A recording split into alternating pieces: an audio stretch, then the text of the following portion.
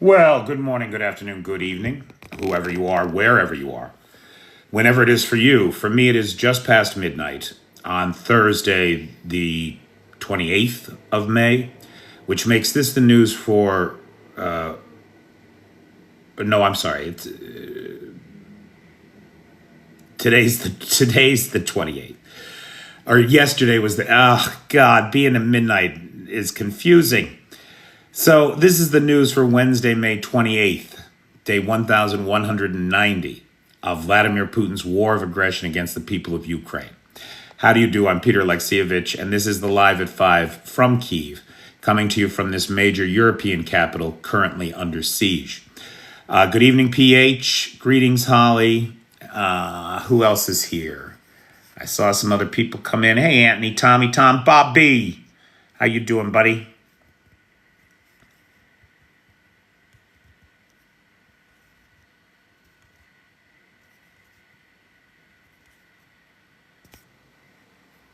How's everybody doing tonight? Hey, Betty Thompson, how you doing? Hey, everybody, It's a New Dawn. You can thank her. This is her first time sponsoring a live. And so Dawn is our sponsor for tonight. Thank you, Dawn. I literally could not do this without the Patreon folks and the live sponsor supporters. So if you have never sponsored a live before, maybe consider sponsoring a live. That would really help to keep me. That's what keeps me in Ukraine. It's that simple. Okay. So, ladies and gentlemen, how's everybody doing tonight? There's Nightshade. Nightshade has the Peter's Peeps group on the Book of Faces. If you are not a member of, if you're on the Book of Faces, join the Facebook group. That's where these lives get posted. You can always catch up on a live if you've missed it. Hey, Dave. Plugging along, pal. Hey, Rocco. Hey, Michael Boucher. How you doing? Evening, Jackie. How's everybody doing tonight? Hey, Richard Prexis. Hey, G2. So, guys, I guess we'll start with, well, a couple of things, right? We had, we did have some drones come in last night, and I'll pull those numbers up here. I forgot to write them down. But I think the big news is that we are 17 days away from the Russians hitting losses of 1 million. We are less than, in all likelihood, we are less than 17 days away from Russia hitting 1 million men. 1 million men unalived or wounded in action. How many of that million are unalived is unclear. There are 109,000 confirmed, identified. The British MOD believes the number is closer to 190,000. And the Ukrainians believe the number is closer to 265,000, or about 1 out of 4 of the million. So we don't know, right? There's a fog of war, and certainly the Russians are hiding losses as best they can. We saw a video emerge recently of the crematoria in Rostov, which is running 24/7, trying to dispose of the evidence of Russian losses in Ukraine. Now, let's see here. So last night we saw 94 drones come in. 94 drones, 71 of them eliminated. So about an 81% interception rate. Good shooting by the boys. But this is on the heels of a weekend, 3 days, over which the Russians fired over 900 drones and about not quite another 100 missiles. So over 1,000 aerial targets came into Ukraine Friday, Saturday, and Sunday night. In some of the deadliest action, Sunday night alone, the country lost 13 people. Civilians, right? It's all civilians. You guys, anybody that was here that was on the live last Friday, you heard the pops and bangs of those incoming Shaheds and missiles. civilians.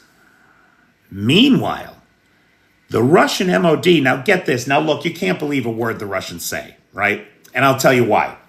Because the Russians are saying that last night, Ukraine made its biggest drone attack on Russia ever, and the Russians shot down 296 drones. 296 drones. Biggest attack ever, right?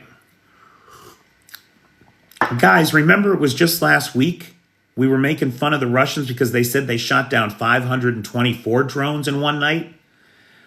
Like, as if the Ukrainians can afford to send 524 drones in a night. I mean, okay, so let's assume both, right? Like, we're Russians now. Pretend we're Russians, and we have to make sense of this bullshit from the Russian MOD. How do we do it? Well, okay, if they shot down 524 drones, let's say they shot them all down, okay?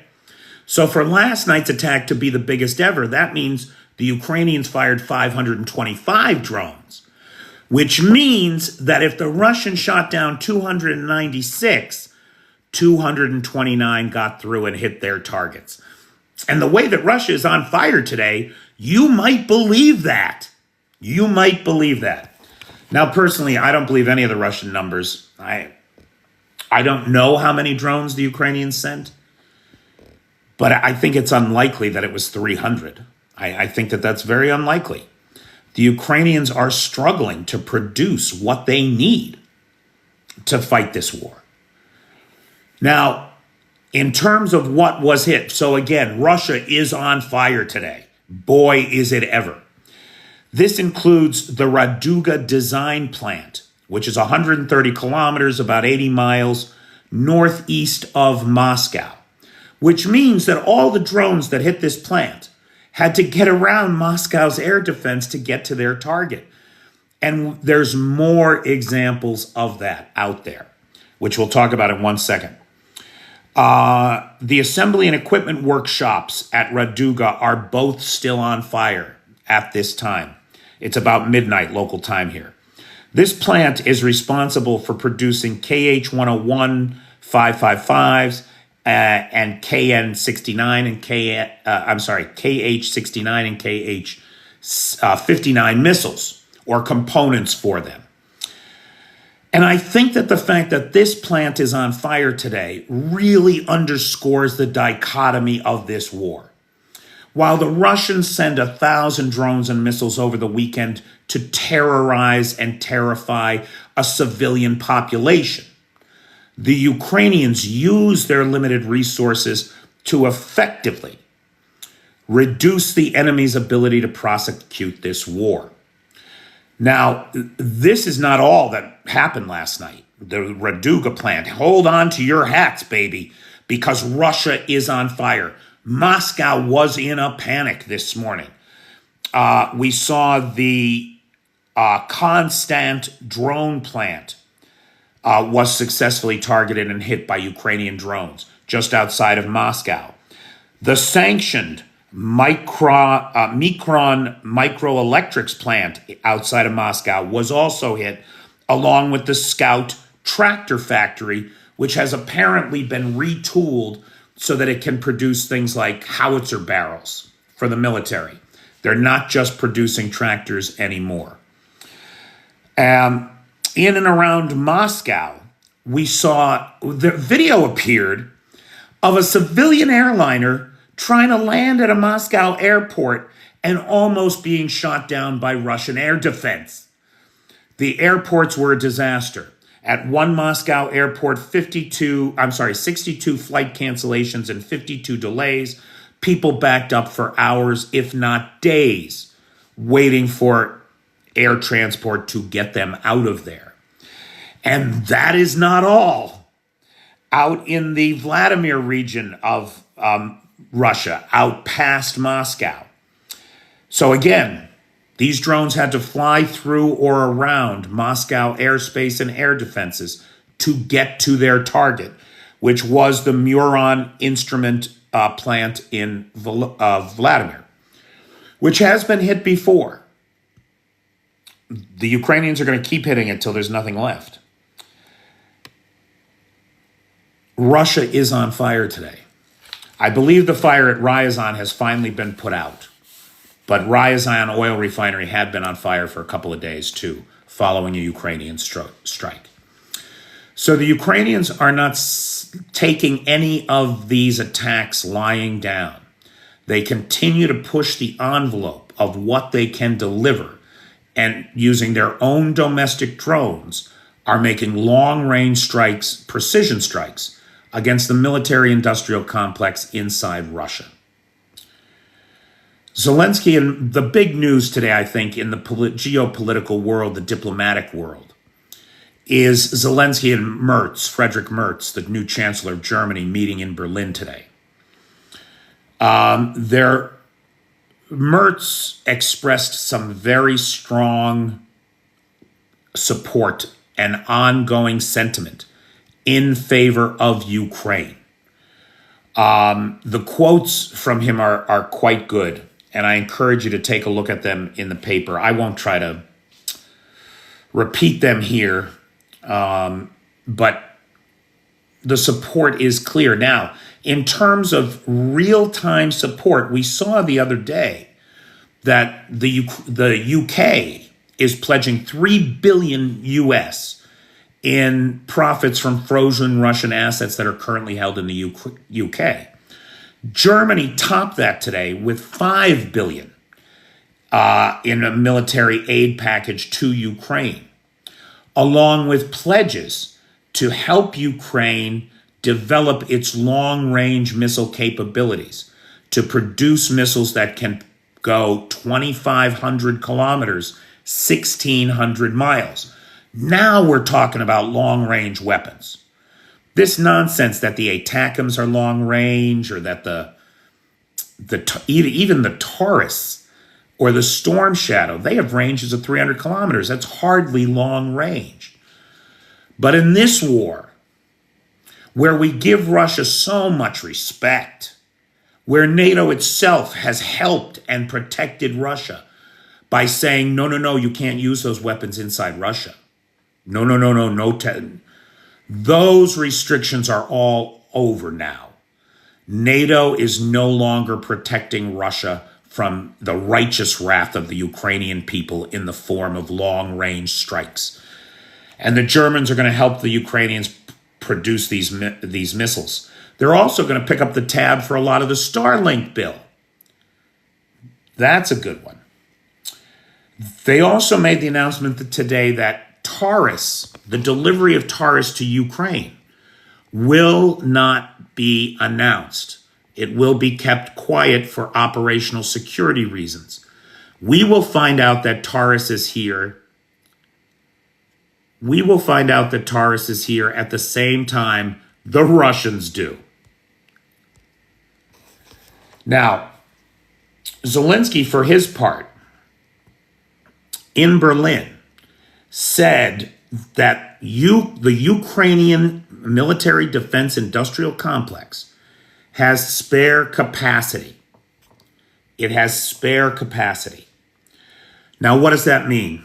It means that Ukraine has the men and the tools to produce more weapons. They just need the orders. They need to be able to pay for the orders. And that gap between what the industry is currently producing and what they could produce is about $30 billion. So Ukraine is asking its partners in Europe and around the world to finance not just the purchase of weapons on behalf of Ukraine, but rather the sourcing of those weapons inside Ukraine. That's got a double benefit, knock-on effect, right? It supports the local economy of Ukraine. It creates a better, healthier tax base so that Ukraine can begin to stand more and more on its own. It demonstrates the effectiveness of Ukrainian weapons in the battlefield for all those future customers that are abandoning Russian and American, let's be honest, weapons purchases.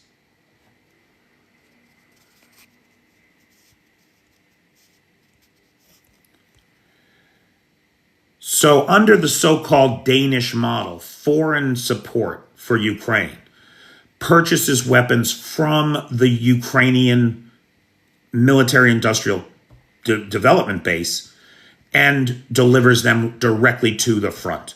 No worrying about NATO logistics. None of these. Biden's been out of office for 4 months, and it's still his aid that's coming into the country. There are none of those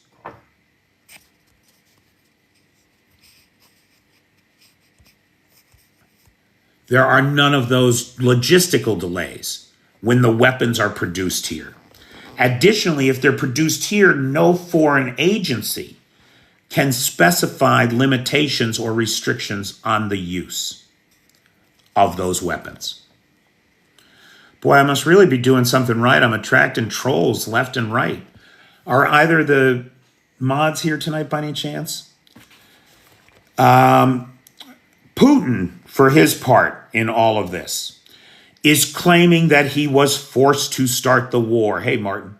He was forced to start the war by the evil NATO and the West who pushed him into doing it. And it's because of that, because all of this is the fault of NATO and the West, he will not agree to negotiate a ceasefire until such time as the West agrees to stop its eastward NATO expansion. This lie that he's been telling for 30 years, that NATO promised they would never expand eastward. This lie, he now is turning to the West to make real and make the promise that was never made so that he can justify all his actions. The victim blaming, the playing of the victim, all the while trying to bully the world into your view of an ahistorical reality that never existed, is the sign of the worst kind of twisted and perverted mind. This is what we're dealing with. And we have to come to grips with it, guys. I mean, if this guy is allowed to take the temporarily occupied territories, if he's allowed a win here in Ukraine, the entire world is at risk. So Putin is making these claims, right, that it was the West that forced him into starting the war. Stop hitting yourself. Stop hitting yourself. Stop hitting yourself. That's what it's like listening to these fucking guys. Now, not only must NATO promise no more eastward expansion, get this, Ukraine must stay neutral. He wants to dictate Ukraine's security alliances. He wants all sanctions lifted against Russia. Why, Vlad? What's the matter, sad, mad, bad Vlad? What's the matter with you? You told us all that sanctions were good for Russia, that they were making Russia stronger, independent, not dependent on the rest of the world. Why are you so worried about lifting sanctions, huh, pal? Unfreezing of Russian frozen assets. He wants his money back. Bullshit. That money is for the restoration of Ukraine. It's a down payment on the reparations that these people are owed. And then finally, this is my favorite one, because again, it's another lie, right? He wants protections for Russian-speaking Ukrainians.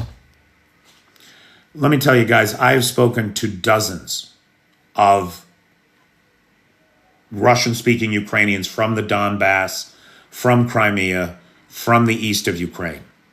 None of them identify as Russian. They all fled from the temporarily occupied territories rather than live under Russian occupation. The fact that they speak Russian is irrelevant. Tell an Irishman who speaks English that he's really English, and you'll get a response to this question that will leave you in no doubt. And I've talked to them. Nobody has ever said that there was ever any persecution of Russian speakers in Ukraine. It's not a thing. It's not a thing. Now, for his part, You know, we see a lot of bullshit come out of Russia, right? Igor Girkin, who many of you may recognize that name, Igor Girkin was essentially the architect of the Donbass war. He came in to Ukraine leading the teams of little green men. These were Russian soldiers disguised as Donbass patriots.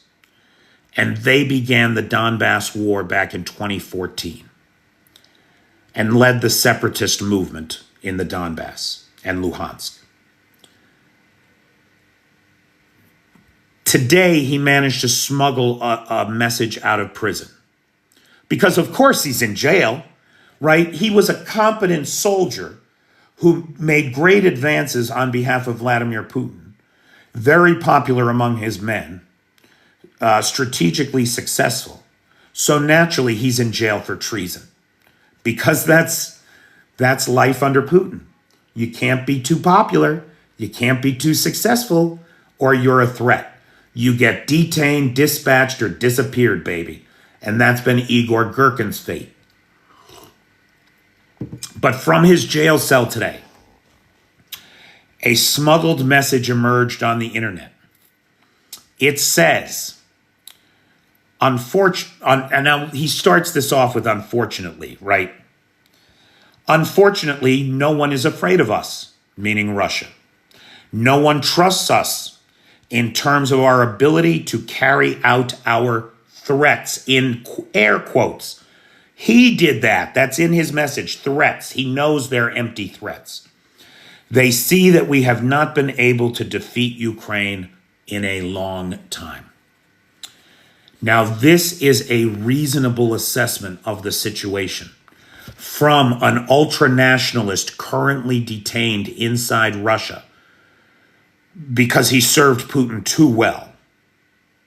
We can't have that. None of you can be successful. Only Putin can be successful, right? Igor Girkin, don't get me wrong. Igor Girkin is a war criminal of the worst sort. He is not to be envied. He is not to be revered. He is not to be seen as the voice of reason. But in this case, he echoes a sentiment that I have been repeating over and over and over again on this channel. The world is watching. First, we saw the absolute impotency of the Russians to do anything in the Azeri-Armenian conflict. They couldn't do anything. They couldn't even punish the Azeris when they unalived a bunch of Russian soldiers. Nothing. Completely ineffective. Then we saw them lose Syria. Completely ineffective. He was responsible for MH17, Jackie. That is correct. He is the guy who back in, I want to say that was 2015, MH17 was shot down. He was the guy who gave the order to shoot it down. So he's the worst kind of person there is, guilty of war crimes and attacks on civilians. But he's right. The world is watching what's happening.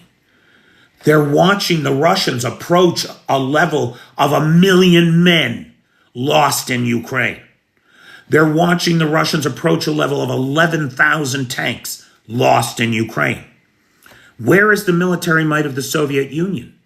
It is rusting in the fields and woods of Ukraine. Where's all the air defense that used to be on the Finnish border? It's in Ukraine. Where's all the men that used to guard the Finnish border? They're in Ukraine.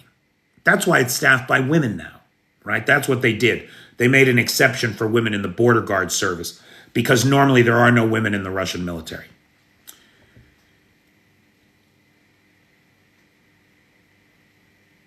No, Steve-O, you're thinking of not Gerasimov. No, Gerasimov. You're thinking of Gerasimov. Anyway, all those mothers are busy buying fur coats on the death benefits of their sons. Oh, Bobby, you're right. It was Dugin. Sorry, it was Alexander Dugin. It was Alexander Dugin, who's a Kremlin mouthpiece, ultra-nationalist, philosopher type,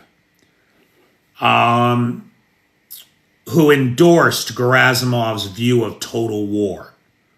War in all spaces, the media, entertainment, etc. Yeah, but they don't let him in anymore, Cheshire Cheese. The world is watching. The world is watching as Russia demilitarizes itself, burns through its Soviet stockpiles, burns through its pool of available men. Another 1.2 million men left the country, fled the war, and are now causing trouble in every nation they went to. Anyway, I did think that Gherkin's words were on point and are very telling.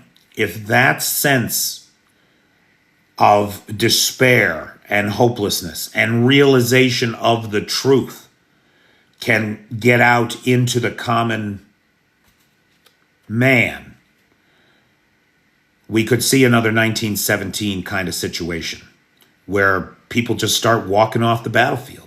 They're done. They're done. They're not going to give themselves up for Vladimir Putin's war of aggression. Especially not when you see what the Ukrainians are doing.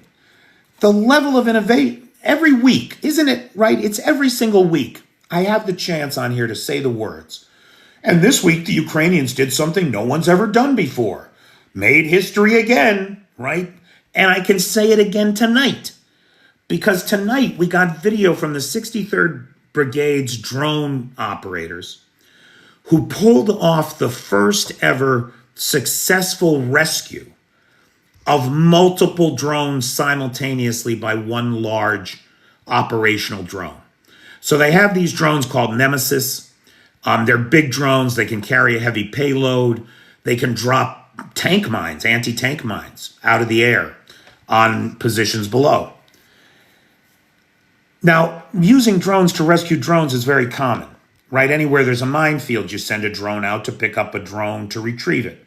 And you're generally retrieving them just because the battery died, right? Like it was in flight too long, something happened on the mission, drone went down.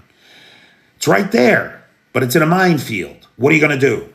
Okay, you send another drone to pick it up, no problem. This is the first time that we saw the successful rescue of multiple drones by a single drone from such a dangerous kind of situation. And expect to see more of this kind of success story coming from the Ukrainian side. So on the subject of Trump, I see Roy Daniels mentioned Trump down there. Trump today said, we'll know in 2 weeks if Putin is stringing us along. What? How? Okay, now, first of all, it's obvious to everybody that he is stringing us along. So why would he say this? Well, I think Trump is facing a lot of pressure at home. There is a bill in the Senate right now to put massive sanctions against Russia. It's co-sponsored by 81 senators. It has broad bipartisan support. Trump can only, he doesn't want to pass it. But what can he do? 81 votes is more than enough to overcome a veto. So if this thing goes through the House and the Senate with that kind of support, Trump knows he has to sign it. Because otherwise, if he vetoes it, they'll just pass it without his approval, right? They've got the votes, it looks like, to do that. So he's going to have to pass it. How long can he delay it? I bet no more than 2 weeks. That's why he said 2 weeks. Maybe. I don't really know. That's speculation, right? But that would be my guess why. That bill is coming up, and it's going to pass. He also said that Putin is playing with fire. Only me, Trump, has saved him from really bad things. In response to that, Medvedev said that Trump's comments, playing with fire and really bad things, I know one really bad thing, World War III. Trump should remember this. So again, the very impotent threats that Igor Girkin was talking about, that no rational person could possibly believe, coming out of the seat warmer Medvedev.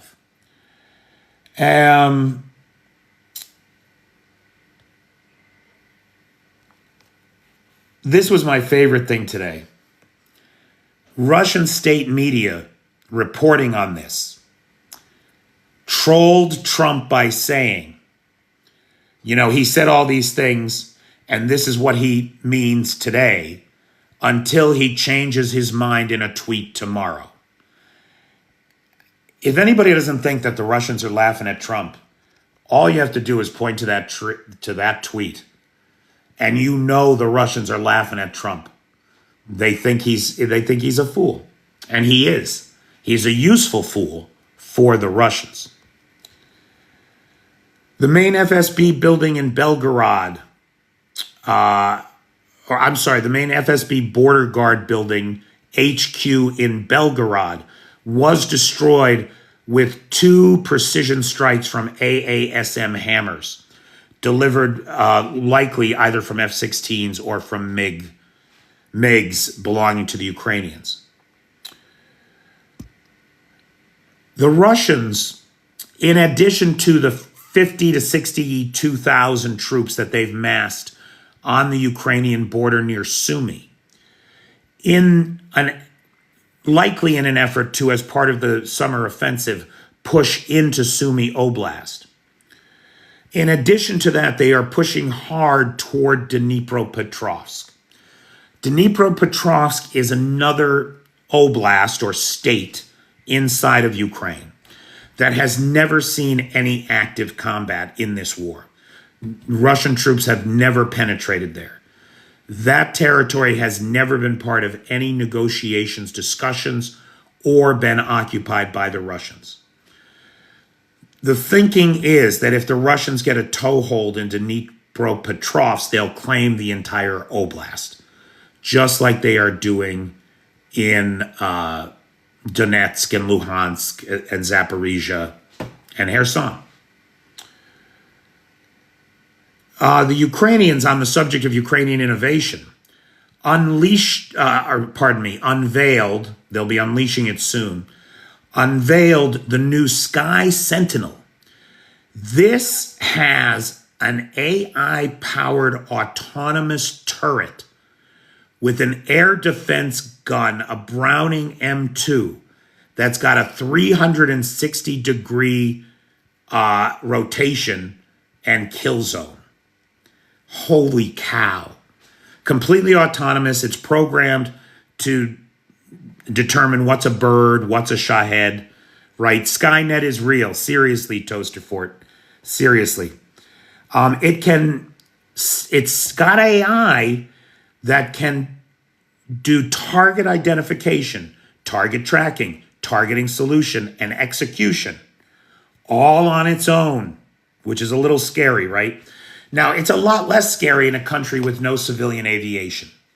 With the airspace over Ukraine closed, there is no chance of a civilian airliner being targeted. This thing is made specifically to identify attack drones of the Shahed type and eliminate them from the air. And it's already had some successful battle testing, taking out about 40 drones this past weekend on its own. It's targeted for mass production coming up here in Ukraine. Guys, that's the top line news for me today. Skynet is here. Yes, it is, Chef Deb. That's the top line news for me today, so we'll go to open Q&A. Before we do that, let's again thank Dawn, who is the sponsor of tonight's live. If anybody wants to sponsor a live, the PayPal is in the description. Is Magnus Carlson here by any chance?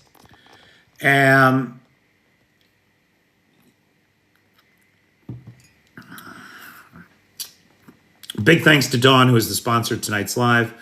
I don't know if the moderators are here tonight or not. Jay or Travis, are you guys here? And thanks to Nightshade, who has the Peter's Peeps group, and thanks to Lars, who has the Discord server. How long till Russia collapses into 1917? That is the big question, man. I mean, I really thought August, at the outside September. And I don't know. I just don't know.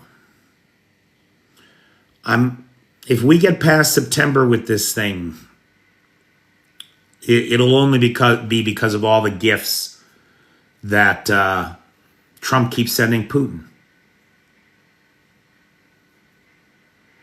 Taurus, we don't know anything about Taurus. Steve-O, what Mertz is saying is he's saying that the delivery of Taurus will not be announced. So we will find out about Taurus in Ukraine the same time as the Russians do, when something goes boom. What's happening in Kursk? So the Ukrainians still have a toehold in Kursk. There was heavy fighting around Tetkino. I have not heard anything since then, which probably means that the Ukrainians were rebuffed, right? The Ukrainians were trying to enter Tetkino on the left bank of the river. They're currently entrenched on the right bank of the river. And it's very likely, I think, because we haven't heard anything since that heavy fighting, that either the whole area is under operational security radio blackout, or the Ukrainians were simply pushed back. The Ukrainians are still holding about 50 square kilometers of Kursk.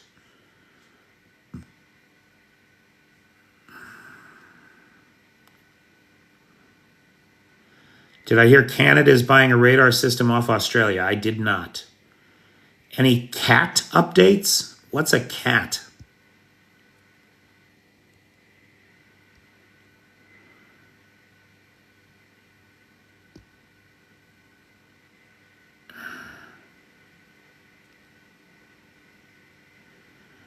I do not buy the Trump angry truths about Vladimir Putin. No, I don't buy it at all. We were talking last night. I'm a crazy person. And so I believe things that cannot possibly be true. And one of the things I believe is that Trump communicates with somebody. I don't know who it is. I don't think it's Vladimir Putin directly, but Trump communicates with somebody through those tweets. Those all cap letters, those all cap words, crazy, really bad things. I think that is some kind of code. I really do. Somebody interprets it, passes it on to the right person. And that's the way that he works. I don't believe for a second. If he could do anything to stop that bill on sanctions, he's going to do it. He's going to try to get Mike Johnson to kill it in the House. I believe that. Now, maybe he just can't. A lot of Republicans don't trust the Russians. And clearly the Democrats are voting against anything that does the Russians any favors. So no, I don't buy the angry tweets at all.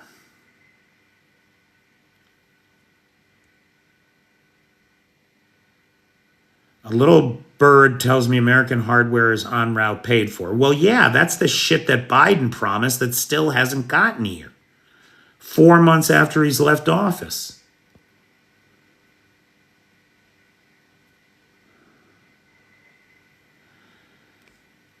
Jax, the situation around Pokrovsk remains very difficult.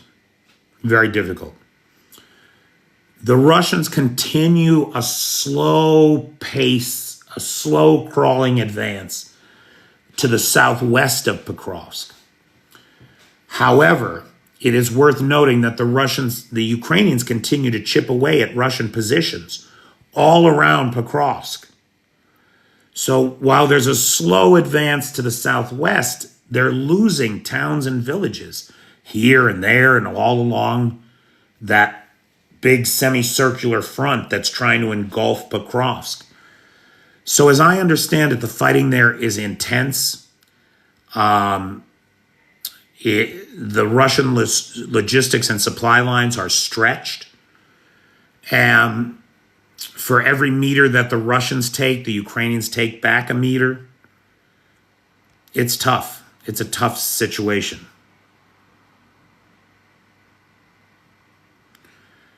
Kev, the USA isn't going all in until Donald Trump is out of the way.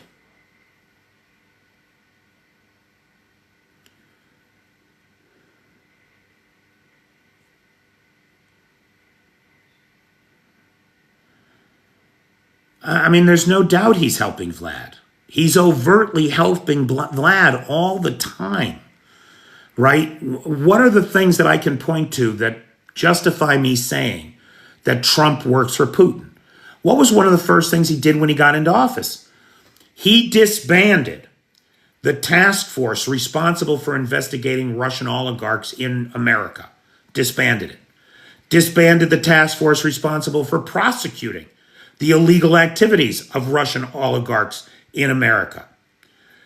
Cut the funding for and tried to delete the metadata and all the metadata and the database of used for finding stolen Ukrainian children. The metadata and all the metadata and the database of used for finding stolen Ukrainian children.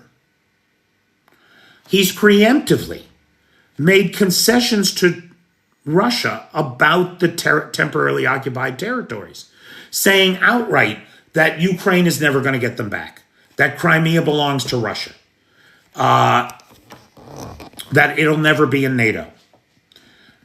Openly making concessions to Russia before discussions even start. He's gone so far as to give Russia the out, saying that Russia's concessions in this war is that they're not taking all of Ukraine. And since he said that, what is Russia asking for? All of Ukraine. The guy is a creature of the Kremlin. He's a Putin puppet. Make no mistake. And he will wriggle every way he can to do favors for Vladimir Putin.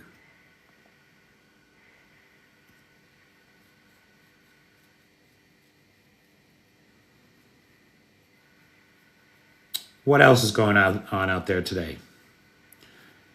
Trump first went to Russia with Ivana in 1987. Ivana spoke fluent Russian, and she was his first asset.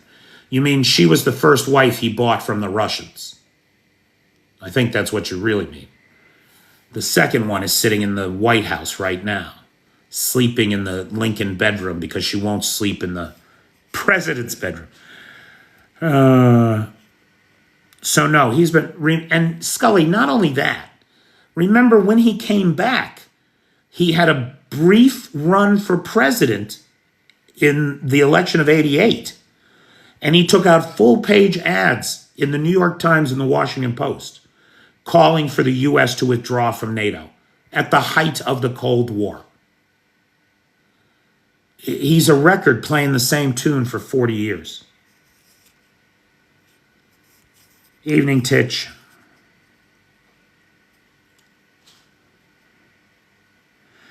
Well, Holly, you know, I mean, I don't really know, but it's like when he posed in front of the church with the Bible upside down in his hand. Remember what a fuss he made? He had that whole square clear to protesters in a violent fashion for his photo op. And it was immediately after that the evangelical movement in the United States seemed to be activated wholeheartedly in favor of Donald Trump. I never saw anything like it.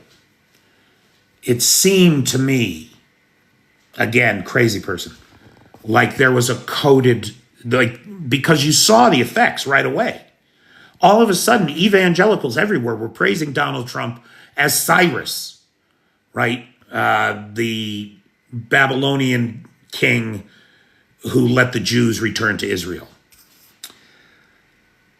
Krasnov's been an asset for a long time. I think so too.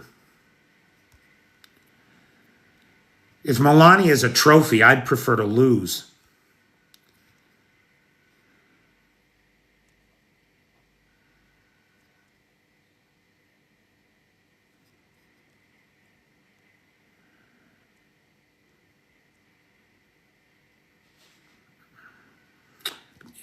You know, the fact that the Bible was upside down is more likely simply because the Donald is so ignorant of everything.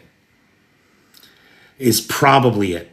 However, I did consider that if I was right and if it was a coded message of some type, then the position of the Bible could mean something. If it was right side up, it could mean one kind of messaging, upside down another, sideways another. He could have multiple variations. 2 Corinthians. No, what did he say? He said Corinthians 2, right? He called it, instead of saying 2 Corinthians, he said Corinthians 2. The dummy.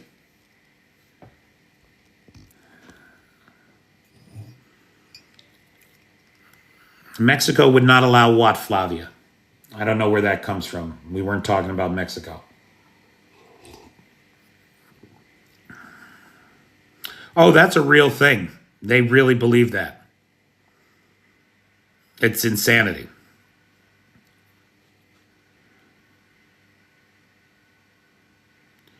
Upside down Bible never happened. What do you mean? Yeah, he did mention trophy wives in the West Point graduation speech. I mean, just ridiculous.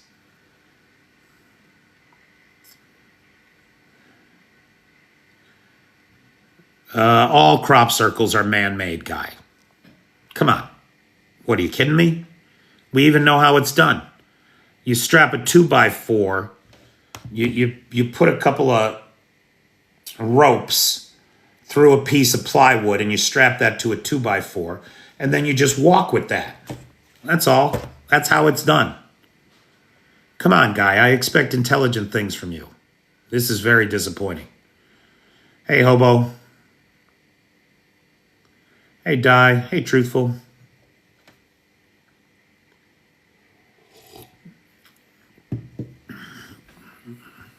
There is no God. There is no devil. Let's not bring them into this.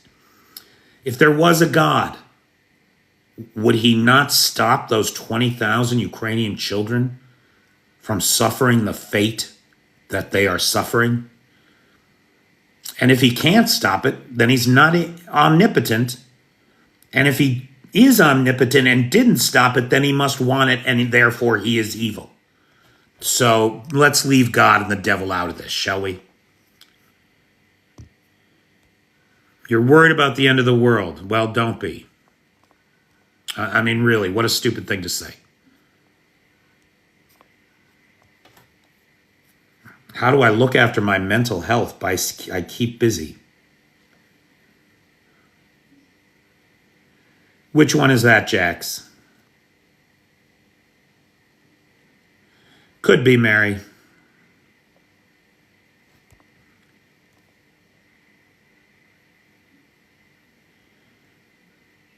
Oof. He doesn't meet the requirements to be the Antichrist, nor does he meet the requirements to be the prophet. The days of the prophet shall be numbered as 7 years. He's got 2 terms, that's 8 years. So he's none of the things from the Bible, so just stop it.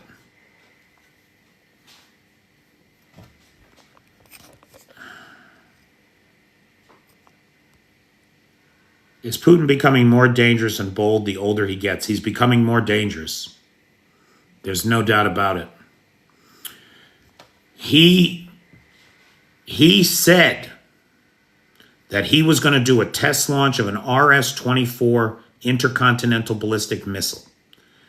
And nothing happened. No missile was launched. We should therefore assume, it is reasonable to assume, that as the missile test was scheduled, but did not happen, that it failed. It failed. Just like the Sarmat-2 that blew up in its own silo on the last test of it. And the problem with the situation right now is that Trump is making him more dangerous because he's giving the Russians hope. He's giving the Russians hope that he's on their side, that he's going to help them win. And he can't.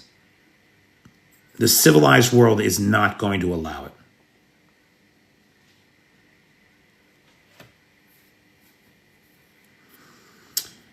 The fuel thing, Di, you're thinking of the scandal in the Chinese military, not Russia. This will all end with the collapse of Russia. It's history tells us that that's what will happen. This is right out of the, I mean, we're basically looking at this Russia making the same exact mistakes it made in 1987 and 1989.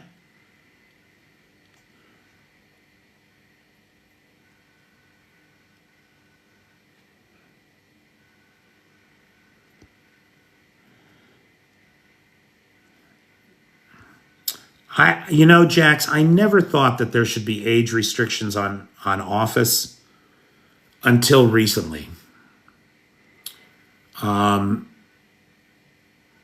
People who aren't going to be alive in 50 years, who will not suffer the consequences of the policy decisions that are being made today, maybe shouldn't be involved in making those decisions.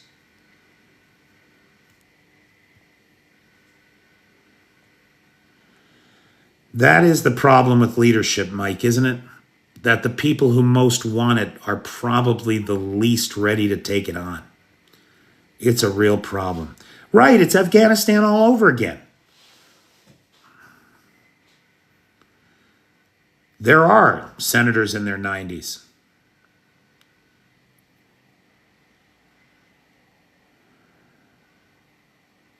No, the Ukrainian prisoners are treated terribly. They come back weighing, you know, 1/2 their body weight, 2% body fat, malnourished, sick. It's literally a crime. It's a war crime. If they thought Ukraine would be easy and they knew they had Trump in their pocket, Europe is definitely next. Yes, that's the plan. I believe that that's the plan. Trump hands Ukraine to Putin. Trump then begins the territorial expansion of a new corporate oligarchy in America to include Canada and Greenland, and put Europe in the big squeeze between those two new imperial powers, an imperial Russia and an imperial Trump land.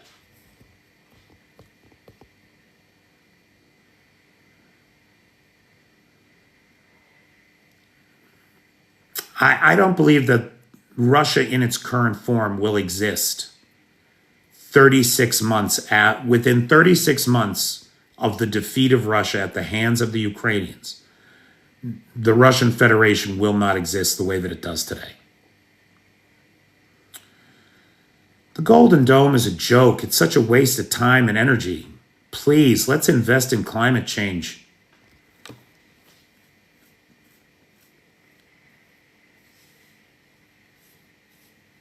Well, Julie, he's managed to capture the most powerful office in the world with his lies. I mean, I agree, he's an idiot. But somehow, all the idiots line up to follow him. Don't be so sure, Stephen. I was sure that Trump could never be reelected.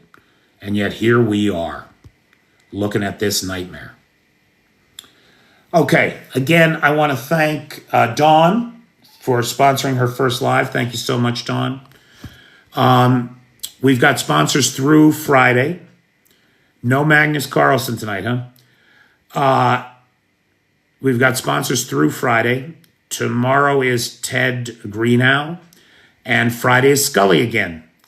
Another recent first-time live supporter. So big thanks to all the recent supporters. Jax recently sponsored her first live. Thank you, Jax. Thanks to all the live supporters. Thanks to all the Patreon supporters. Guys, PayPal's in the description if anybody wants to sponsor a live for next week. And it's been a tough week here with everything over the weekend and some other events that I had going on. But I'll be back to regular video production very shortly here. So look for more videos from me tomorrow and Friday. Hey, Jose Hernandez. There's a long-term sponsor of this channel. Hey, Jacob Grady. How you doing, pal? Cheshire's Cheese. Thanks, Guy. Hey, Arne. How you doing, pal? We got about 3 minutes. Anybody got anything else? Are we all just dropping off? I guess we're all just dropping off. Good night, Bobby. Sore fingers. Thank you, Nicola. Thanks, G2. Thanks again, Dawn. Thanks, Scully. How's the food been? I don't know. That's a weird thing to say. I mean, I do my own cooking. It's always tremendous. Have you seen the cheese rolling? I don't know what that means. Night, Chef Deb.